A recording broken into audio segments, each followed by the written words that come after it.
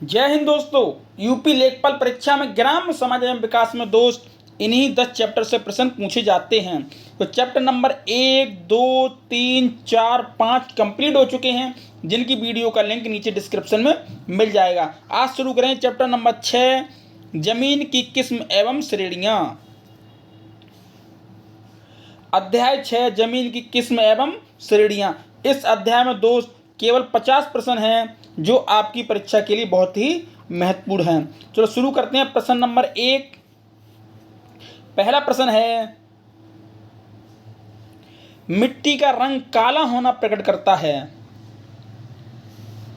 4 विकल्प हैं, जवाब दीजिए मेरे भाई। राइट ऑप्शन, ऑप्शन बी, भूमि में जैव पदार्थ की उपस्थिति। जो मिट्टी का काला रंग होना प्रकट करता है वो करता है भूमि में जैव पदार्थ की उपस्थिति के कारण। अगला है, जैव पदार्थ की अधिक मात्रा से भूमि का रंग हो जाता है। राइट ऑप्शन, ऑप्शन सी, काला।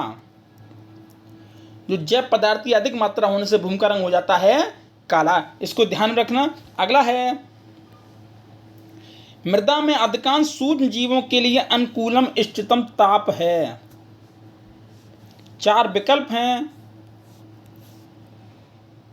Right option, option B, 35 degree से 38 degree Celsius.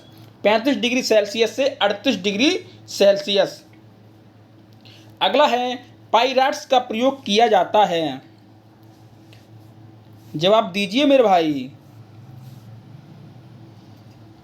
Right option, option B, क्षारीय भूमि के सुधार में। जो पाइराइट्स है उसका प्रयोग क्षारीय भूमि के सुधार करने के लिए किया जाता है, इसको ध्यान में रखना। अगला है,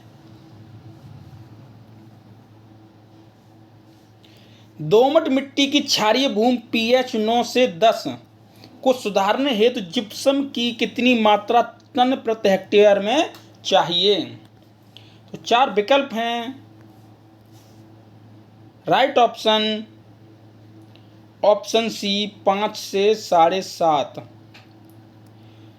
दोस्त, जो मिट्टी की क्षारीय भूमि होती है, जो pH 9 से pH 10 होती है, उसको सुधारने के लिए जिप्सम की जो मात्रा चाहिए वो चाहिए 5 से 7.5 टन प्रति हेक्टेयर में। टन प्रति हेक्टेयर में, ठीक है। अगला है, मृदा में जैव पदार्थ प्राप्त होते हैं। जवाब दीजिए मेरे भाई। राइट ऑप्शन, ऑप्शन सी, गोबर की खाद डालने से।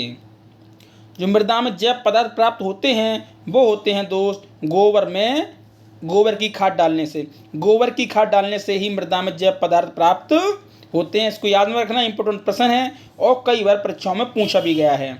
अगला है, उन मृदाओं में जहां फास्फोरस का अधिक यौगिकीकरण होता है, जल में घुलनशील उर्वरकों का प्रयोग फसलों में अनिवार्य किया जाता है। 4 विकल्प हैं। राइट ऑप्शन, ऑप्शन बी, बीज के नीचे अवस्थापन द्वारा। तो राइट ऑप्शन, ऑप्शन बी, बीज के नीचे अवस्थापन द्वारा। जो मृदा है जहाँ फास्फोरस का अधिक यौगिकीकरण होता है, जल में घुलनशील उर्वरकों का प्रयोग फसलों में अनिवार्य किया जाता है, वो किया जाता है बीज के नीचे अवस्थापन द्वारा। अगला है, मृदा में यूरिया का अपघटन होता है। इंपॉर्टेंट प्रश्न है और कई बार परीक्षाओं में पूछा भी गया है कि मृदा में यूरिया का अपघटन होता है। तो 4 विकल्प हैं। Right option, option B, ammonia carbonate.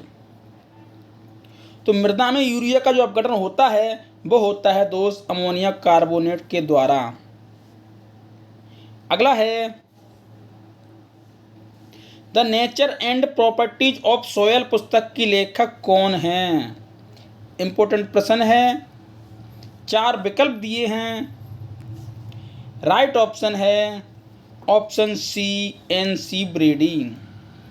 तो आपको ध्यान रखना है कि the nature and properties of soil पुस्तक के जो लेखक हैं वो है NC ब्रेडी। अगला है, क्षारीय मृदा की विशेषता होती है। जो क्षारीय मृदा है उसकी विशेषता कौन सी होती है। तो 4 विकल्प हैं।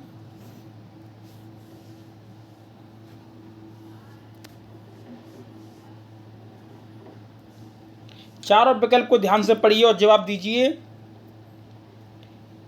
राइट ऑप्शन है ऑप्शन डी। जो क्षारीय मृदा है उसकी विशेषता होती है कि उच्च विनिमय सोडियम तथा उच्च पीएच मान। ठीक है दोस्त, तो क्षारीय मृदा है उसकी विशेषता होती है कि उच्च विनिमय सोडियम तथा उच्च पीएच मान, उसका पीएच मान अधिक होता है और उच्च विनिमय सोडियम होता है उसमें। अगला है पीट मृदा होती है, ये भी इंपॉर्टेंट है और परीक्षा में पूछा भी गया है कई बार कि पीट मृदा कैसी होती है। तो 4 विकल्प हैं, राइट ऑप्शन बताना है आपको। तो राइट ऑप्शन है ऑप्शन ए, काली भारी तथा अम्लीय। जो पीट मृदा होती है वो होती है काली भारी तथा अम्लीय, इसको ध्यान में रखना, ये इंपॉर्टेंट प्रश्न है और कई बार परीक्षाओं में पूछा भी गया था।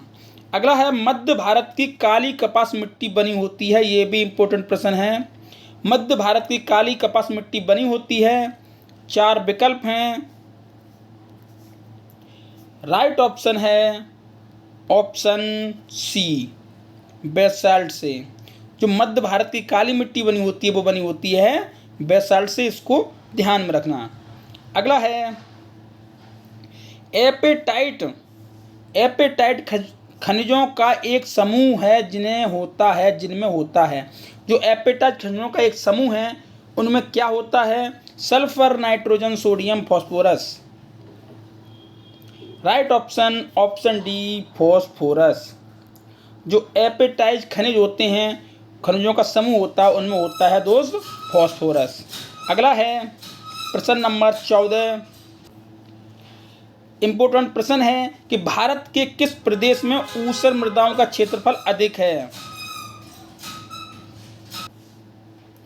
ऊसर मृदाओं का क्षेत्रफल अधिक है। 4 विकल्प दिए गए हैं, right answer option B, Uttar Pradesh. जो भारत में ऊसर मृदाओं का क्षेत्रफल अधिक है वो है दोस्त उत्तर प्रदेश में। इसको ध्यान रखना है कि ऊसर मृदाओं का अधिक क्षेत्रफल कहाँ है, वो है उत्तर प्रदेश राज्य में। इसको ध्यान रखना, इंपॉर्टेंट प्रश्न है। अगला है वातावरण की तुलना में मृदा वायु में अधिकता होती है। वातावरण की तुलना में मृदा वायु में अधिकता होती है किसकी? नाइट्रोजन की, ऑक्सीजन की, कार्बन डाइऑक्साइड की या ओजोन की। Right option option C, carbon dioxide की। तो आपको ध्यान रखना कि वातावरण की तुलना में मृदा वायु में अधिकता होती है, वो होती है कार्बन डाइऑक्साइड की। अगला है मृदा विज्ञान में मृदा को मानते हैं। मृदा को क्या मानते हैं? 4 विकल्प हैं, ध्यान से पढ़िए और सही जवाब दीजिए। राइट ऑप्शन ऑप्शन ए, प्राकृतिक पिंड। जो मृदा विज्ञान में मृदा को मानते हैं वो मानते हैं प्राकृतिक पिंड। अगला है संतृप्तावस्था में मृदा में नमी का अंश होता है। मृदा में नमी का अंश कितना होता है? 4 विकल्प हैं, ध्यान से पढ़िए और सही जवाब दीजिए। राइट ऑप्शन ऑप्शन ए, क्षेत्र क्षमता का 2 गुना। जो संतृप्तावस्था में मृदा में नमी का अंश होता है वो होता है क्षेत्र की क्षमता का 2 गुना, इसको ध्यान में रखना। अगला है जिप्सम किस प्रकार की भूमि के सुधार के लिए प्रयोग किया जाता है? 4 विकल्प ध्यान से पढ़िए और सही जवाब दीजिए। राइट ऑप्शन ऑप्शन बी, क्षारीय मृदा। जो जिप्सम है वो क्षारीय मृदा की भूमि के सुधार के लिए प्रयोग किया जाता है, इसको भी आपको ध्यान में रखना है।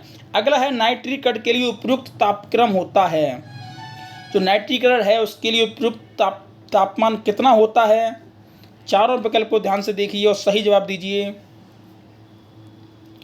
राइट ऑप्शन ऑप्शन बी, 30 से 35 डिग्री सेल्सियस। जो नाइट्रीकरण के लिए उपयुक्त तापक्रम या तापमान होता है वो होता है 30 से 35 डिग्री सेल्सियस तक। ये भी इंपॉर्टेंट प्रश्न है, इसको भी ध्यान रखना है। अगला है प्रश्न नंबर 20, दोमट मिट्टी में मूर्धांक बिंदु कितने प्रतिशत जल की मात्रा पर होता है? जो मूर्धांक बिंदु है वो कितने प्रतिशत जल की मात्रा पर होता है। 4 विकल्प हैं। Right option A 6.8। तो आपको ध्यान रखना है कि दोमट मिट्टी में जो मूर्जांक बिंदु है वो 6.8% जल की मात्रा पर होता है। अगला है लवणीय मृदा में विद्युत चालकता होती है। इंपॉर्टेंट प्रश्न है और कई बार परीक्षाओं में पूछा भी जा चुका है कि लवणीय मृदा में विद्युत चालकता होती है, कितनी होती है। चारों विकल्प को ध्यान से पढ़िए और सही जवाब दीजिए। तो राइट ऑप्शन है option B. Right option B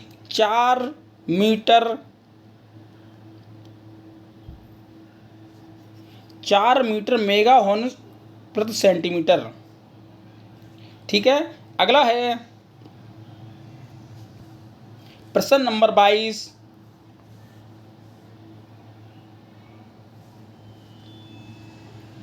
जलमग्न अवस्था में मृदा में लोहा किस रूप में पाया जाता है। यह भी इंपॉर्टेंट प्रश्न है कि जलमग्न अवस्था में लोहा है वो किस रूप में पाया जाता है, मृदा में लोहा किस रूप में पाया जाता है। 4 विकल्प हैं। राइट ऑप्शन है ऑप्शन सी समय एवं वनस्पति। जो जलमग्न अवस्था में मृदा में लोहा जो जिस रूप में पाया जाता है वो पाया जाता है समय एवं वनस्पति के रूप में। Right option C. अगला है मृदा निर्माणकारी सक्रिय कारकों में होंगे। जो मृदा निर्माणकारी सक्रिय कारकों में होंगे, 4 विकल्प को ध्यान से पढ़िए और सही जवाब दीजिए। राइट ऑप्शन है वनस्पति एवं जलवायु। तो आपको ध्यान में रखना है कि जलमग्न अवस्था में मृदा में लोहा होता है वो समय एवं वनस्पति के रूप में पाया जाता है, और मृदा निम्नकारी सक्रिय कारकों में होंगे तो मृदा होगी समय वनस्पति और जलवायु में। ठीक है। अगला है उच्च लवण सहनशील फसल है। उच्च लवण की सहनशील फसल कौन सी है। दालें, मूली, धान, तिल। राइट ऑप्शन ए दालें। उच्च लवण सहनशील फसल होती है वो होती हैं दालें। अगला है मृदा में अम्लता का स्रोत है। जो अम्लता का अम्लीय का स्रोत है, अम्लता का स्रोत है। सभी विकल्प को ध्यान से देखिए और सही जवाब दीजिए। और सही जवाब है ऑप्शन डी, ए व बी दोनों। हाइड्रोजन आयन और एल्युमिनियम आयन दोनों मृदा में अम्लता के स्रोत हैं। इसको भी ध्यान रखना है, इंपोर्टेंट प्रश्न है। अगला है निम्नलिखित में कौन सी रूपांतरित चट्टान है। कौन सी रूपांतरित चट्टान है। 4 विकल्प हैं। पीट, ग्रेनाइट, बालू पत्थर, संगमरमर। राइट ऑप्शन डी संगमरमर है वो रूपांतरित चट्टान है। इसको ध्यान रखना और ये इंपोर्टेंट प्रश्न है, बहुत बार परीक्षाओं में पूछा जाता है ये। अगला है मृदा कणों पर नमी को आकर्षण से जाना जाता है। मृदा कणों पर नमी को आकर्षण से जाना जाता है। 4 विकल्प हैं। राइट ऑप्शन है ऑप्शन सी आसंजन। जो मृदा कणों पर नमी को आकर्षण से जाना जाता है उसे जाना जाता है आसंजन विधि द्वारा। अगला है नवीन मिट्टियां कहलाती हैं। जो नई मिट्टी या नवीन मिट्टी होती है वो क्या कहलाती हैं। चारों विकल्प को ध्यान से पढ़िए और सही जवाब दीजिए। सही जवाब है ऑप्शन डी इंसेप्टिसॉल। जो नवीनतम मृदा हैं वो कहलाती हैं इंसेप्टिसॉल। इसको ध्यान रखना, इंसेप्टिसॉल। अगला है केंद्रीय मृदा लवणता अनुसंधान संस्थान कहाँ है। ये भी इंपोर्टेंट प्रश्न है और कई बार पूछा गया है कि केंद्रीय मृदा लवणता अनुसंधान संस्थान कहाँ है। चारों विकल्प को ध्यान से देखिए। राइट ऑप्शन है ऑप्शन बी करनाल में। जो केंद्रीय मृदा लवणता अनुसंधान संस्थान है वो है दोस्त करनाल में। अगला है लेटेराइट मृदाओं का पीएच मान होता है। जो लेटेराइट मृदा है उनका पीएच मान कितना होता है। चारों विकल्प को ध्यान से देखिए और सही जवाब दीजिए। और सही जवाब है ऑप्शन बी 5 से 6।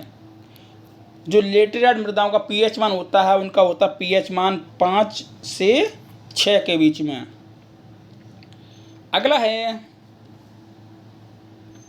फसलों के लिए सबसे उपयोगी जल है। इंपॉर्टेंट प्रश्न है कि फसलों के लिए सबसे उपयोगी जल कौन सा है। चारों विकल्प को ध्यान से पढ़िए और सही जवाब दीजिए। और सही जवाब है ऑप्शन बी, कोस का जल। जो फसलों के लिए सबसे उपयोगी जल है वो है कोस का जल, इसको ध्यान रखना। अगला है कौन सी मिट्टी में रंध्राकाश का प्रतिशत सबसे अधिक होता है। रंध्राकाश का प्रतिशत सबसे अधिक होता है कौन सी मिट्टी। बलुई, दोमट, चिकनी, ऊसर। तो राइट ऑप्शन ऑप्शन सी, चिकनी मिट्टी है उसमें रंध्राकाश का प्रतिशत सबसे अधिक होता है, इसको ध्यान रखना। अगला है गीली मिट्टी के रंध्राकाशों में पाया जाता है या पाए जाते हैं। तो क्या पाए जाते हैं गीली मिट्टी के रंध्राकाशों में। तो चारों विकल्प ध्यान से पढ़िए और सही जवाब दीजिए। और सही जवाब है ऑप्शन सी, वायु और जल दोनों। जो गीली मिट्टी के रंध्राकाश हैं उनमें वायु और मिट्टी दोनों पाए जाते हैं। अगला है उत्तर प्रदेश में 85% वर्षा होती है। कब होती है 85% वर्षा, कौन से महीने में होती है। चारों विकल्प ध्यान से पढ़िए और सही जवाब दीजिए। और सही जवाब है 85% वर्षा उत्तर प्रदेश में होती है, ऑप्शन बी, जून से सितंबर में। तो उत्तर प्रदेश में 85% वर्षा जून से सितंबर में होती है, इसको ध्यान रखना, इंपॉर्टेंट प्रश्न है। अगला है सिलिका सेरस की ऑक्साइड अनुपात किस मृदा में अधिक होता है। सिलिका सेरस की ऑक्साइड अनुपात किस मृदा में अधिक होता है। लाल मृदा, लेटेराइट मृदा, भूरी मृदा या काली मृदा। तो राइट ऑप्शन है ऑप्शन ए, लाल मृदा।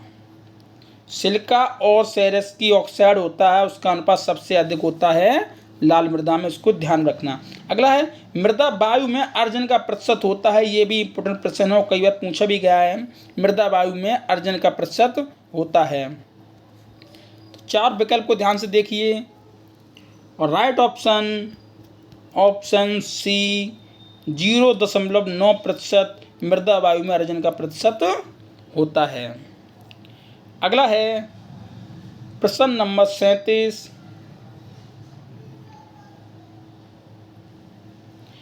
क्ले की मात्रा सर्वाधिक होती है। क्ले की मात्रा सर्वाधिक होती है लाल, काली, बनकाली या दोमट मिट्टी। कौन सी मिट्टी में क्ले की मात्रा सर्वाधिक होती है। राइट ऑप्शन ऑप्शन बी, काली मिट्टी। तो क्ले की सर्वाधिक मात्रा होती है काली मिट्टी में, इसको भी ध्यान रखना। अगला है भूमि की कौन सी परत में सबसे ज़्यादा निच्छालन होता है।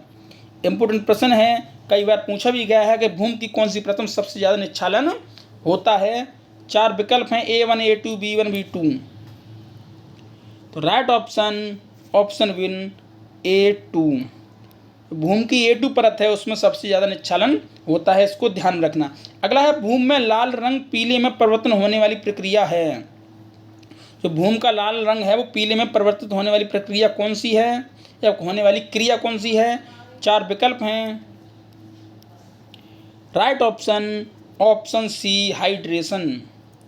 इसको ध्यान रखना है कि भूमि में लाल रंग पीले में परिवर्तन होने वाली क्रिया है वो है हाइड्रेशन। अगला है प्रश्न नंबर 40। सोडियम कार्बोनेट की प्रधानता होती है। सोडियम कार्बोनेट है उसकी प्रधानता किस में अधिक होती है। चारों विकल्प को ध्यान से देखिए और सही जवाब दीजिए। और सही जवाब है ऑप्शन सी, क्षारीय मृदा में। सोडियम कार्बोनेट है उसकी प्रधानता सबसे अधिक होती है, वो होती है क्षारीय मृदा में। अगला है मृदाओं की जलीय चालकता किसके अनुक्रमानुपाती होती है। जलीय चालकता है वो किसके अनुक्रमानुपाती होती है। चारों विकल्प को ध्यान से पढ़िए और सही जवाब दीजिए। और सही जवाब है ऑप्शन डी, जलधारा क्षमता। जो मृदाओं की जलीय चालकता जो अनुक्रमानुपाती होती है वो होती है जलधारा क्षमता के अनुक्रमानुपाती, जल धारण क्षमता के अनुक्रमानुपाती। अगला है प्रश्न नंबर 42। निम्नलिखित में कौन सा एक मिट्टियों में आर्द्रता विभव का घटक नहीं है। आर्द्रता विभव का घटक नहीं है। चार विकल्प को ध्यान से पढ़िए और सही जवाब दीजिए। और सही जवाब है ऑप्शन बी स्फीति विभव। जो मिट्टियों में आर्द्रता विभव का घटक नहीं है वो नहीं है स्फीति विभव। बाकी ये मैट्रिक विभव, गुरुत्व विभव और परासरणी विभव ये तीनों हैं, पर नहीं है वो है स्फीति विभव। अगला है जब मृदा में कार्बनिक पदार्थ डाला जाता है तो, जब मृदा में मट्टी में कार्बनिक पदार्थ डाला जाता है तो चारों विकल्प को ध्यान से पढ़िए और सही जवाब दीजिए। राइट ऑप्शन, ऑप्शन बी स्थूल घनत्व घट जाता है। जब मृदा में कार्बनिक पदार्थ डाला जाता है तो स्थूल घनत्व घट जाता है। अगला है मृदा कोलाइड का प्रमुख गुण है। मृदा कोलाइड का प्रमुख गुण है, चार विकल्प को ध्यान से पढ़िए और सही जवाब दीजिए। और सही जवाब है ऑप्शन डी उपर्युक्त सभी। जो मृदा कोलाइड का प्रमुख गुण है वो ये सभी गुण हैं, उपयुक्त सभी। ठीक है। अगला है मृदा में किस सूक्ष्म जीव की संख्या सबसे अधिक होती है। किस सूक्ष्म जीव की संख्या सबसे अधिक होती है मृदा में? तो चार विकल्प को ध्यान से पढ़िए, सही जवाब दीजिए। और सही जवाब है ऑप्शन बी बैक्टीरिया। मृदा में सबसे अधिक बैक्टीरिया मौजूद होते हैं। अगला है हिडन हंगर का संबंध है। इंपोर्टेंट प्रश्न है, कई बार परीक्षाओं में पूछा भी गया है हिडन हंगर का संबंध किससे है। तो चार विकल्प को ध्यान से पढ़िए और सही जवाब दीजिए। और सही जवाब है ऑप्शन बी पोषक तत्वों की कमी से। जो हिडन हंगर का संबंध है वो है पोषक तत्वों की कमी से, इसको ध्यान रखना। अगला है मृदा वायु में ऑक्सीजन पाई जाती है। इंपोर्टेंट प्रश्न है, कई बार रिपीट हुआ है प्रश्न कि मृदा वायु में ऑक्सीजन पाई जाती है। चार विकल्प हैं और राइट ऑप्शन ऑप्शन ए 20.6%। जो मृदा वायु में ऑक्सीजन पाई जाती है वो पाई जाती है 20.6%। अगला है मृदा में बोरोन का मुख्य स्रोत है। बोरोन का मुख्य स्रोत है, चार विकल्प हैं और राइट ऑप्शन ऑप्शन बी टूरलेमाइन। जो मृदा में बोरोन का मुख्य स्रोत है वो है टूरमेलाइन, ये सभी नहीं। Right option option B tourmaline. अगला है प्रश्न नंबर 49, प्रश्न 50 लास्ट प्रश्न है। तो अम्लीय चट्टान है, ये भी इंपोर्टेंट प्रश्न है कि अम्लीय चट्टान कौन सी है, ग्रेवो, बेसाल्ट, चूना पत्थर या granite. Right option option D granite. जो अम्लीय चट्टान है वो है इनमें ग्रेनाइट, इसको ध्यान रखना, इंपोर्टेंट प्रश्न है। अगला है अति विकसित मिट्टियाँ होती हैं। जो अति विकसित मिट्टियाँ होती हैं वो कौन सी होती हैं? चारों विकल्प को ध्यान से पढ़िए और सही जवाब दीजिए। और सही जवाब है स्पोडीसोल। जो अति विकसित मिट्टियाँ होती हैं उन्हें कहते हैं स्पोडीसोल। तो दोस्त 50 प्रश्न कंप्लीट हुए और 6 अध्याय 6 चैप्टर कंप्लीट हो गए। दोस्त तो वीडियो अच्छी लगी हो तो लाइक कर दें और चैनल को सब्सक्राइब कर लें। जय हिंद, जय भारत।